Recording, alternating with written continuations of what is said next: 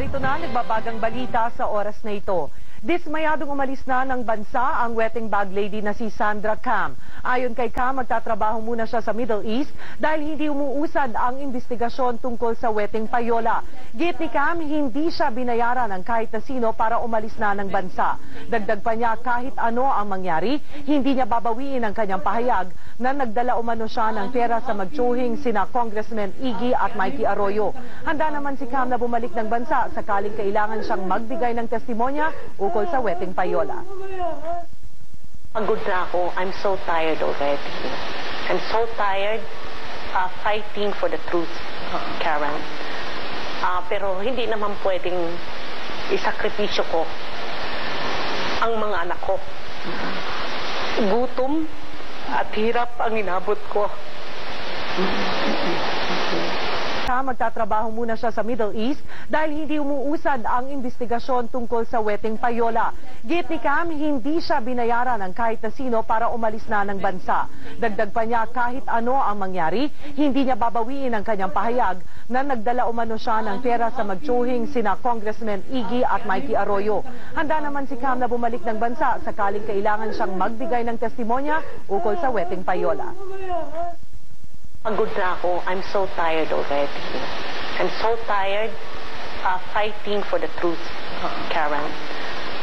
Pero hindi naman pwedeng isakripisyo ko ang mga anak ko. Gutom at hirap ang inabot ko. Magtatrabaho muna siya sa Middle East dahil hindi umuusad ang investigasyon tungkol sa wetting payola. Git ni Cam, hindi siya binayaran ng kahit na sino para umalis na ng bansa. Dagdag pa niya, kahit ano ang mangyari, hindi niya babawiin ang kanyang pahayag na nagdala umano siya ng pera sa magtsuhing sina Congressman Iggy at Mikey Arroyo. Handa naman si Cam na bumalik ng bansa sakaling kailangan siyang magbigay ng testimonya ukol sa wetting payola. Pagod na ako. I'm so tired already. I'm so tired fighting for the truth, Karen. Pero hindi naman pwedeng isakripisyo ko ang mga anak ko. Gutom at hirap ang inabot ko.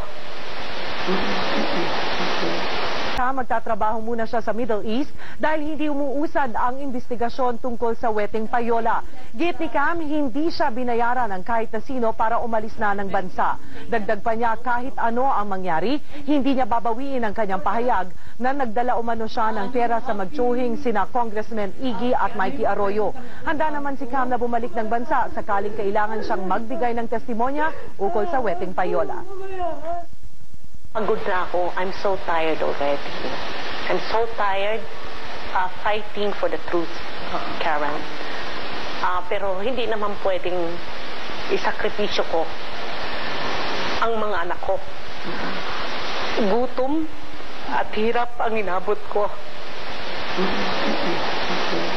Binayaran ng kahit na sino para umalis na ng bansa. Dagdag pa niya, kahit ano ang mangyari, hindi niya babawiin ang kanyang pahayag na nagdala umano siya ng pera sa magtsuhing sina Congressman Iggy at Mikey Arroyo.